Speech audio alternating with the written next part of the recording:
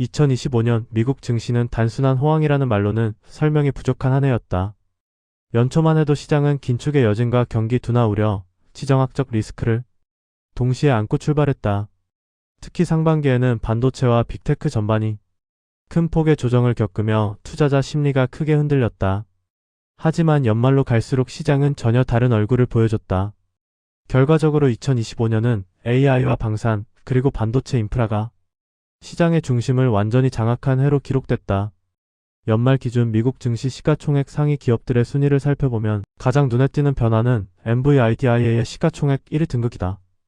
엔비디아는 과거에도 한때 1위 자리에 오른 적은 있었지만 연간 결산 기준으로 시총 1위를 차지한 것은 이번이 처음이다. 이는 단순한 주가 급등 이상의 의미를 갖는다.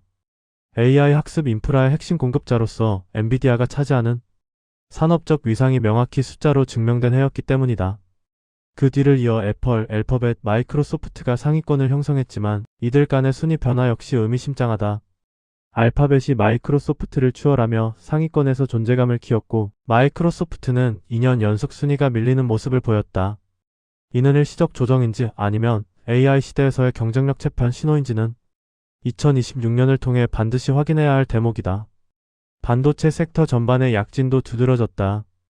TSMC와 BROADCOM은 조용하지만 꾸준하게 순위를 끌어올렸다. 특히 브로드컴은 단순한 반도체 기업이 아니라 AI 추론과 네트워크 인프라 영역에서 핵심적인 역할을 수행하며 차세대 AI 수혜주로 재평가받고 있다. 시장에서는 학습 중심의 AI 시대를 지나 추론과 실사용 단계로 넘어갈수록 브로드컴의 존재감이 더 커질 수 있다는 분석도 나온다. 흥미로운 점은 2025년 시총 상위 10위권 안에 새롭게 진입한 기업이 없었다는 사실이다. 격변의 기술 혁신 시대임에도 불구하고 상위권은 오히려 더 고착화됐다. 이는 시장이 새로운 스토리보다는 이미 검증된 초대형 플랫폼과 인프라 기업에 자금을 집중시키고 있음을 보여준다. 양극화가 단순히 종목 간 격차가 아니라 상위권 내부의 톡식 구조로 진화하고 있다는 해석도 가능하다. 성과 측면에서도 이 흐름은 분명했다. 2025년 시가총액 상위 10개 기업의 평균 수익률은 약 28% 수준으로 같은 기간 S&P 500의 수익률을 크게 웃돌았다. 단순히 지수를 추종하는 것보다 시장의 핵심 기업군을 장기 보유하는 전략이 얼마나 강력한지를 다시 한번 입증한 셈이다. 이는 빅테크는 재미없다는 인식과 정반대의 결과다. 연중에는 변동성이 크고 답답해 보일 수 있지만 연말의 숫자를 놓고 보면 성과는 결코 밋밋하지 않았다. 상위 20위, 30위권으로 범위를 넓혀보면 2025년 시장의 성격은 더욱 분명해진다. AI와 방산, 그리고 이 둘의 교집합에 위치한 기업들이 순위를 빠르게 끌어올렸다. 대표적으로 PALANTIR, AI 기반 데이터 분석과 국방 수요를 동시에 흡수하며 폭발적인 성장을 기록했다.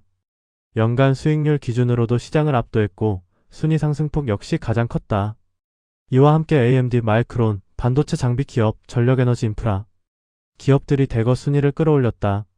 이는 AI가 단순히 소프트웨어나 클라우드의 문제가 아니라 전력 메모리 장비 네트워크까지 포괄하는 거대한 산업 생태계임을 보여준다. 2024년까지 원전과 전력주가 주도했다면 2025년은 메모리와 스토리지, 반도체 장비가 그 바통을 이어받은 해였다. 반대로 부진했던 섹터도 명확했다. 경기 소비재, 헬스케어, 일부 에너지 종목들은 순위가 크게 하락했다. 의류 신발, 외식 호텔레저 등 소비 경기 민감 업종은 전반적인 소비 둔화의 영향을 고스란히 받았다. 헬스케어와 의료보험 업종은 정책 리스크와 규제 불확실성, 이른바 정치 리스크가 겹치며 투자자들의 외면을 받았다. 이는 단기 실적 문제라기보다 정책 방향성과 시장 선호도의 변화가 반영된 결과로 해석된다. 자산군별로 보면 2025년은 주식시장이 전반적으로 강했던 해이지만 그 안에서도 차별화가 극명했다.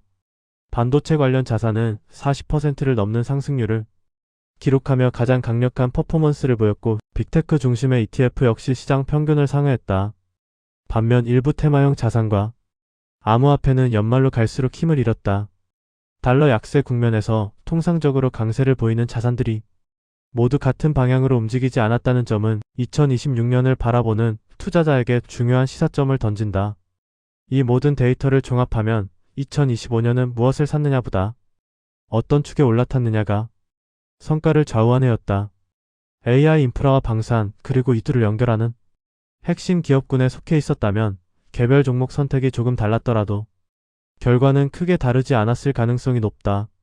반대로 소비와 헬스케어 중심의 포트폴리오는 전반적으로 고전할 수밖에 없었다.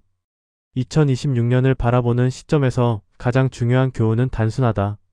시장을 이기려는 시도보다 시장 그 자체와 함께 가는 전략이 장기적으로 더 유리하다는 점이다. 실제로 2025년 기준으로 S&P 500을 이긴 펀드의 비율은 30%에도 못 미쳤다. 5명 중 4명은 시장 평균을 넘지 못했다는 뜻이다. 이는 고액의 수수료를 내고 복잡한 전략을 선택하기보다 시장의 핵심 축을 꾸준히 모아가는 전략이 얼마나 강력한지를 다시 한번 보여준다. AI 시대는 이제 막 초입을 지났을 뿐이다. 1990년대 통신, 2000년대 PC, 2010년대 스마트폰이 각각 긴 사이클을 만들었던 것처럼 AI 역시 단기간에 끝날 흐름은 아니라는 분석이 지배적이다.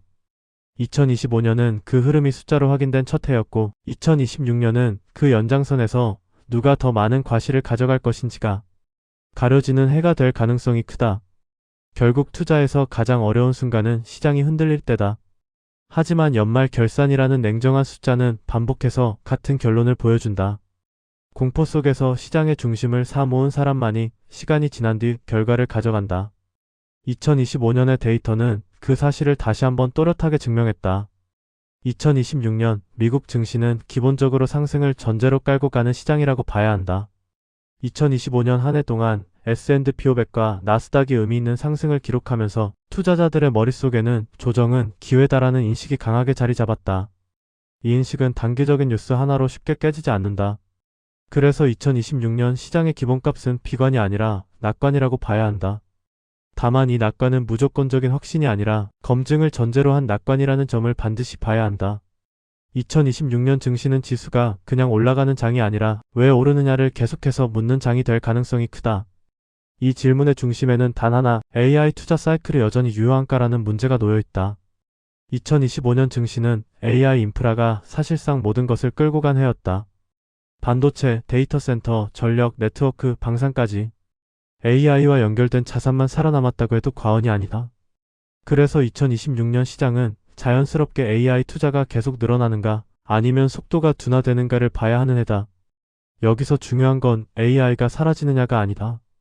AI는 사라지지 않는다. 다만 투자 속도가 문제다. 이 속도가 유지되면 빅테크와 AI 인프라는 다시 한번 시장의 중심이 될 것이고 속도가 꺾이면 시장은 즉각적으로 긴장해야 한다.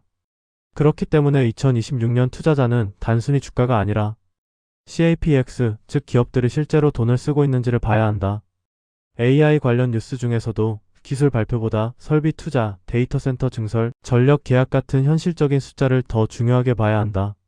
말이 아니라 지출이 이어지고 있는지를 봐야 한다는 뜻이다. 두 번째로 반드시 봐야 할 건 금리와 연준의 태도다. 2026년은 금리 인하 기대가 이미 상당 부분 반영된 상태에서 출발하는 해다. 그래서 금리를 내리느냐 마느냐보다 얼마나 빨리 내리느냐를 봐야 한다. 만약 시장 기대보다 인하폭이 작거나 늦어지면 성장주와 기술주는 생각보다 크게 흔들릴 수밖에 없다.